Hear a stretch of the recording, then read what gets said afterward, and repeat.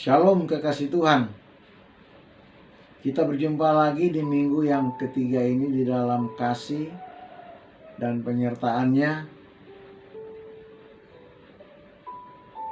Semoga kita semua dalam keadaan sehat walafiat, sukacita, tetap semangat di dalam Tuhan.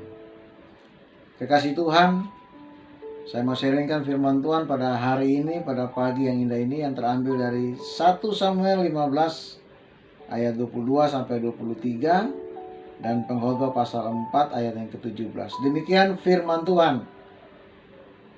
Jawab Samuel, apakah Tuhan itu berkenan kepada korban bakaran dan korban sembelihan, sama seperti kepada mendengarkan suara Tuhan? Sesungguhnya mendengarkan lebih baik daripada korban sembelihan, memperhatikan lebih baik daripada lemak domba-domba jantan. Sebab pendurhakaan adalah sama seperti dosa bertenung, dan kedegilan adalah sama seperti penyembah berhala dan terafim. Karena engkau telah menolak firman Tuhan, maka ia telah menolak engkau sebagai raja. Demikian firman Tuhan. 1 Samuel pasal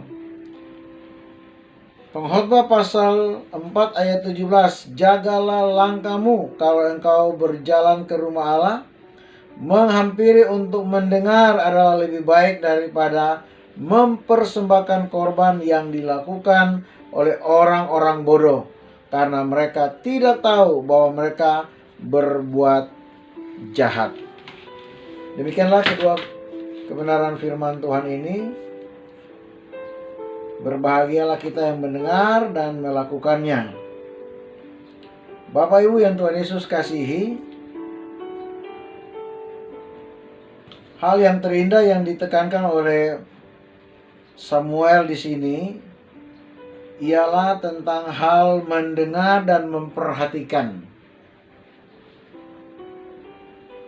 Hal mendengar dan memperhatikan ini posisinya seperti seorang murid yang mendengarkan gurunya berbicara. Seperti seorang anak yang mendengarkan orang tuanya memberikan arahan atau nasihat. Dan seterusnya bisa kita analogi dengan yang lain. Seperti seorang prajurit yang mendengarkan komandannya. Intinya bahwa kita mendengar, memperhatikan untuk taat, untuk ikut, untuk tunduk. Bapak Ibu, itulah yang menjadi kesenangan Bapa kita di surga.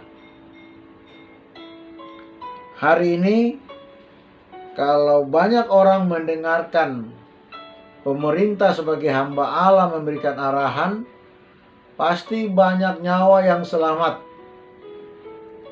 Tetapi banyak orang lebih suka mendengar, mendemonstrasikan baik kelompok pribadinya, sehingga banyak orang yang mengalami kesedihan.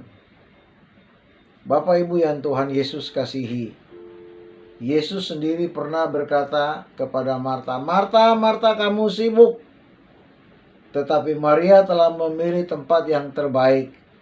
Dia duduk dan mendengarkan saya."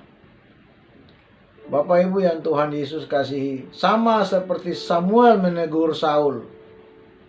Saul tidak mau mendengarkan perintah Tuhan untuk menghabiskan semua materi-materi domba kerbau atau domba-domba yang ditawan itu. Disuruh hancurkan, tapi Saul tidak mendengarkan suara Tuhan.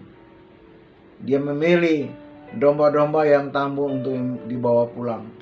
Dan firman Tuhan ini keluar lewat hambanya Samuel. Tuhan tidak membutuhkan korban bakaran dan korban sembelihan. Itu alasan Saul untuk mau mempersembahkan kepada Tuhan. Tetapi Tuhan tidak menghiraukan. Tuhan menegur Raja Saul lewat Samuel. Sesungguhnya mendengarkan lebih baik daripada bakaran korban sembelihan, memperhatikan lebih baik daripada lemak domba-domba jantan.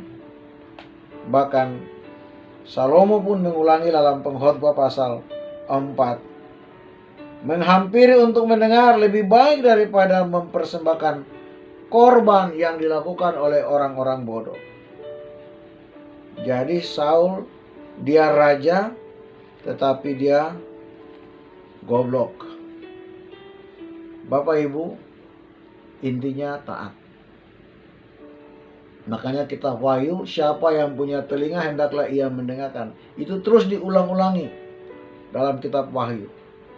Siapa yang mendengar, siapa yang punya telinga hendaklah mendengar. Bahkan Yakobus mengatakan dalam Yakobus 1 ayat 19, lebih cepat mendengar daripada berbicara. Bapak Ibu, marilah kita belajar taat hari ini. Kita suka mendengarkan firman Tuhan. Ya. Karena lewat firman Tuhan yang kita baca ini, yang sudah lengkap ini, Kejadian sampai Wahyu ini, di dalamnya Tuhan akan memberikan rema bagi kita atau iluminasi bagi kita. Ya. Sehingga kita diberikan pengertian. Ya. Tuhan tidak berbicara lagi pada zaman perjanjian lama. Para nabi-nabi mendengar suara Tuhan langsung. Hari ini enggak ada lagi, udah lengkap. Kejadian sampai Wahyu ini di dalamnya udah ada. Setiap hari kita dengar aja. Nanti Tuhan akan berbicara kepada kita lewat kuasa Roh Kudus, akan memberikan pengertian kepada Bapak Ibu dan saya, sehingga kita dapat melakukan kehendak Allah. Tanpa kita dengarkan Tuhan berbicara kepada kita, kita akan banyak mengalami kesusahan, kesulitan. Mari kita dengarkan, kita suka dengar firman Tuhan, supaya kita selamat daripada berbagai bencana, apalagi pandemi hari ini. Kiranya firman Tuhan ini memberkati kita semua. Jangan kita menjadi orang-orang yang sombong seperti Saul, lebih suka untuk memperlihatkan siapa dirinya dengan korban-korban yang hebat, tapi dia tidak mendengarkan Tuhan yang berbicara kepada dia dengan begitu lembut. Mari kita introspeksi diri kita dan kita menjadi murid Tuhan Yesus yang taat kepadanya. Haleluya! Tuhan Yesus memberkati kita. Amin.